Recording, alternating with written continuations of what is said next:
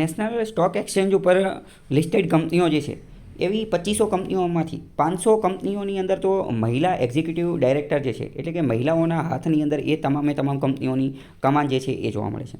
In short, આ woman empowerment સંબંધિત એક અત્યંત મહત્ત્વનો ટોપિક છે કે નેશનલ સ્ટોક એક્સચેન્જ NSE જે છે એની અંદર જેટલી કંપનીઓ લિસ્ટેડ છે 2500 જેટલી, એમાંથી 500 જેટલી કંપનીઓની અંદરની કમાન જે છે બાગડોર જે છે એ તો મહિલાઓના હાથમાં છે. મહિલા એક્ઝિક્યુટિવ ડાયરેક્ટર જે છે એની અંદર જોવા મળે છે. અને ધીમે ધીમે જે છે આ મહિલાઓનું પ્રમાણ કોર્પોરેટ સેક્ટરની અંદર, ઉદ્યોગ જગતની અંદર જે છે એ વધતું જઈ રહ્યું છે. MSMEની અંદર પણ મહિલાઓનું પ્રમાણ જે છે એ વધતું જઈ રહ્યું છે. સેવિંગ ઇન્ડસ્ટ્રીની અંદર પણ મહિલાઓનું પ્રમાણ જે છે એ વધતું જઈ રહ્યું છે. તો આની ઉપરથી વારંવાર ઘણા બધા પ્રશ્નો જે છે એ પૂછાતા હોય છે. હજી ગયા વર્ષે જ તે GPSC મેન્સની અંદર આ ટોપિકમાંથી પ્રશ્ન પૂછાઈ ગયો. શું પ્રશ્ન હતો કે આધુનિક ભારતીય મહિલાઓ, મોડર્ન ઇન્ડિયન વુમન્સ, નવા ભારતની અંદર પરિવર્તન કરતા, નવા પડકારોનો ઉકેલ લાવનાર અને નવા સંશોધનાત્મક પગલાં લેનાર તરીકે માનવામાં આવે છે. આ વસ્તુ જે છે સમજાવવાની હતી. તો વુમન ટોપિકની અંદરથી, વુમન એમ્પાવરમેન્ટ ટોપિકની અંદરથી પ્રશ્નો વારંવાર પૂછાતા હોય છે. તો જ્યારે એવું કીધેલું હોય કે ભારતીય મહિલાઓ જે છે એ પરિવર્તન કરતા છે, ચેન્જ મેકર્સ છે, નવા પડકારોનો ઉકેલ લાવનાર છે, નવા સોલ્યુશન સમાધાન લાવવાવાળા વ્યક્તિઓ છે અને નવા સંશોધનાત્મક પગલાં લેનાર છે. તો ત્યારે તમારે અત્યારે આપણે જે ઉદાહરણ જોઈ રહ્યા છીએ કે ઘણી બધી કોર્પોરેટ સેક્ટરની અંદર, સર્વિસીસ સેક્ટરની અંદર ઘણી બધી કંપનીઓની અંદર 2500માંથી 500 જેટલી કંપનીઓની કમાન જે છે એના ડિરેક્ટર જે છે મહિલાઓ જોવા મળે છે. તો આ ઉદાહરણ તમે એની અંદર ટાંકી શકો છો.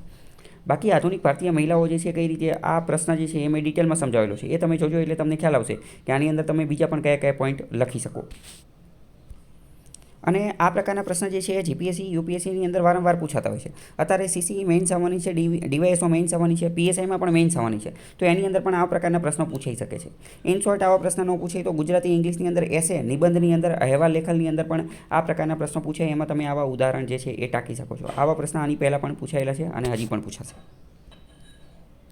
તો આ પ્રકારના પ્રશ્નોની અંદર એક્ઝામ્પલ ટેકનિકના માધ્યમથી કે અત્યારે કઈ મહિલાઓ જે છે એ કયા ઉદ્યોગ જગતની અંદર આગળ પડતી છે, એમના નામ આપણને ખબર હોય તો એના એક્ઝામ્પલ ટેકનિકનો ઉપયોગ કરી અને ખૂબ સારું પ્રદર્શન કરી શકે છે. જેમ કે ઈશા અંબાણી, નંદિની પીરામલ, અવની, લક્ષ્મી વેણુ, અનન્યા બિરલા, શોભના, સુનીતા અને સંગીતા.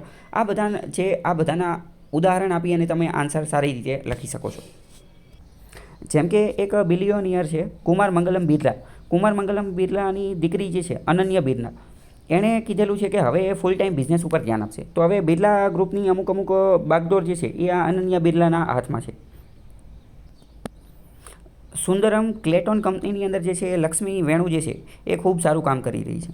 પછી એપોલો સિસ્ટર્સ તરીકે 3 બહેનો જાણીતી છે, શોભના, સુનીતા અને સંગીતા. આ ત્રણનું નામ જે છે એ તમે લખી શકો છો કે ભાઈ એપોલો સિસ્ટર્સ તરીકે જે છે જાણીતી છે અને નિર્ણાયક હોદ્દાઓની અંદર પોતાનું કામ જે છે એ કરી રહી છે.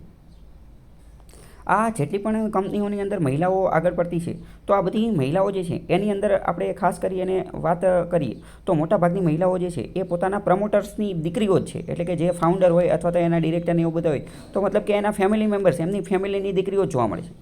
તો આ પણ એક નવો ટ્રેન્ડ છે. કેમ? કારણ કે વન્સ અપોન અ ટાઈમ જે તે સમયે એવું માનવામાં આવતું હતું કે દીકરીને બદલે જમાઈ હોય, જમાઈ એટલે કે જે દીકરીનો પતિ, એને કંપનીમાં ચાન્સ આપવામાં આવતો હતો. પરંતુ હવે સમય પલટાયો છે અને જમાઈની બદલે દીકરી જ ભણી ગણી અને આગળ વધે અને એને જ કંપનીની અંદર સ્થાન આપવામાં આવે છે અને પોતાનો હક જે છે એ સમજવા લાગેલી છે.